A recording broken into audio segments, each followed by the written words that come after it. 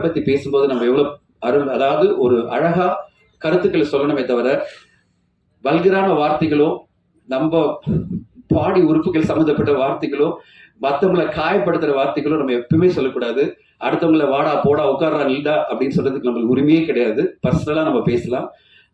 மிஷ்கின், இயக்குனர் மிஷ்கின் அவர்கள் என்னுடைய மிகச்சிறந்த நண்பர். அவருடைய ஆஃபீஸ் போய் நான் நிறைய நேரம் உட்கார்ந்து நிறைய பேசிட்டு இருப்பேன். பலமுறை நான் கால் பண்ணி அவர்கிட்ட நான் சொல்லுவேன், சார் இது ஏன் சார் இப்படி பேசுறீங்க, இப்படி பேசாதீங்க அப்படின்னு நான் பர்சனலா கால் பண்ணி நான் பேசிடுவேன். அருள்தாஸ் அவர்கள் அவ்வளவு போல்டா ஓப்பனா இங்க வந்து பேசியிருக்காரு. அவருக்கு என்னுடைய நன்றிகள் சார். ஏன்னா ஊடகங்கள் பல பேர் வந்து சொல்ல முடியாம அவங்க வந்து இப்படிடா இப்படி பேசிட்டு இருக்காரு ஒருத்தர் இங்க யாருமே சொல்ல மாட்டேங்கிறாங்களே அப்படின்னு நினைக்கும் போது அருள்தாஸ் அவர்கள் வந்து தைரியமா நின்று, சார் இது தவறு, நான் கண்டிக்கிறேன்னு சொல்றேன் பாத்தீங்களா, உங்களுடைய கட்ஸ் கேட்ஸ் ஆஃப். ஓகே, சொல்ல மாட்டாங்க நிறைய பேர், எல்லாரும் தயங்குவாங்க எப்படியா வாய்ப்பு போயிடுமே. நீங்க அதை பத்திலாம் கவலைப்படல, எனக்கு வாய்ப்பு பத்தி கவலை இல்லை, எனக்கு எது கரெக்டா அதை சொல்லுவேன் அப்படின்னு நினைச்சு வந்தீங்க பாத்தீங்களா, உங்களுக்கு என்னுடைய வாழ்த்துக்கள்.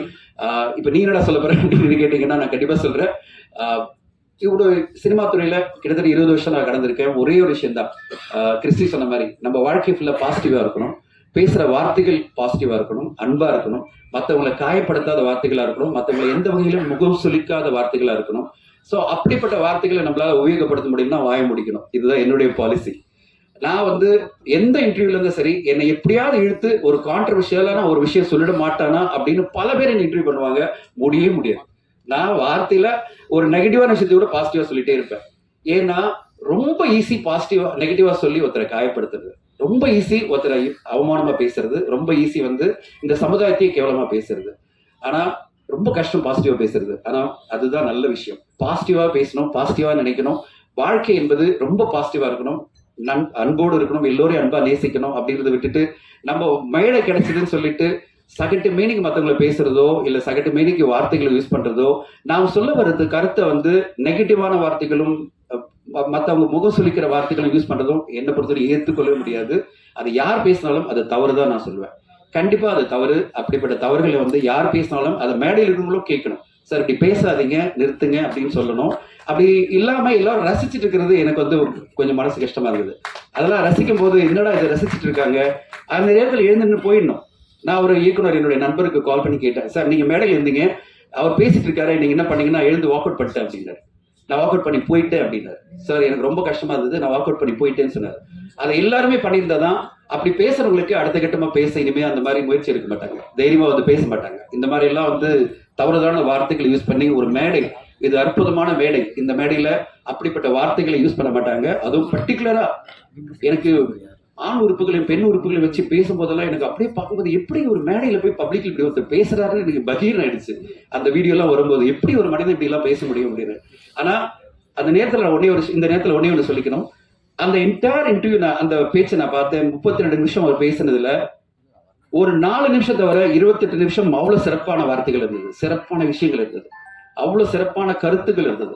ஆனா அந்த சிறப்பான கருத்துக்கள் மக்கள் மத்தியில போய் சேரத்துக்கு அவர் யூஸ் பண்ண ஒரு 4 நிமிஷம் வார்த்தைகள், 4 நிமிஷம் சொன்ன விஷயங்கள், அவர் சொன்ன அந்த அப்ஜெக்டிவ்ஸ், அவர் சொன்ன விஷயங்கள், அது எல்லாமே அந்த 28 நிமிஷம் அவர் சொன்ன மிக சிறப்பான விஷயங்களையும் ரொம்ப கேவலப்படுத்திடுச்சு.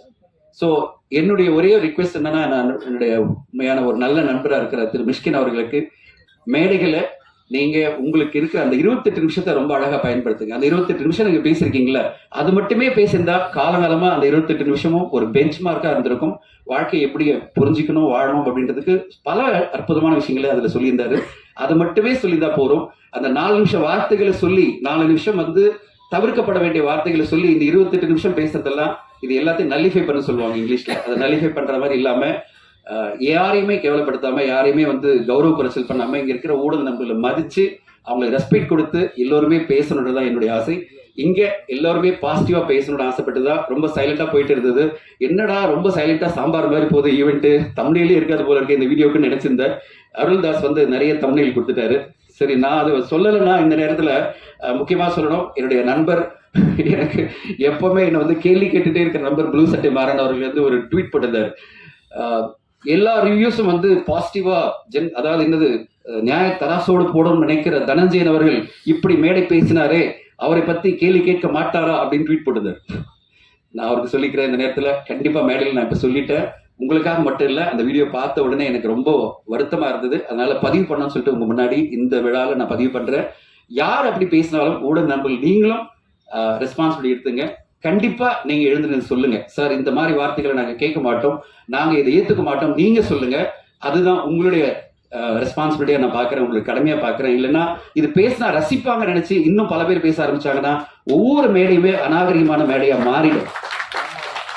அப்படி மாறக்கூடாது, அப்படி மாற விடக்கூடாது. நாம யாருமே ஒவ்வொரு மேடையுமே சிறப்பான மேடையா நம்ம மாத்தணும். அதுக்கான பொறுப்பு இங்க இருக்கிறவங்களுக்கும் முன்னாடி இருக்கிறவங்களுக்கும் இருக்குன்னு இந்த நேரத்தில் பதிவு பண்ண விரும்புறேன். பெரிய லெக்சர் கொடுத்து நினைக்காதீங்க, உங்களோட நான் பயணிச்சுட்டு இருக்கேன், உங்களோட நண்பரா நான் பல வருஷம் இருக்கேன். அந்த உரிமையில நான் உங்ககிட்ட பேசிட்டு இருக்கேன். அந்த உரிமையில தான் இந்த கருத்து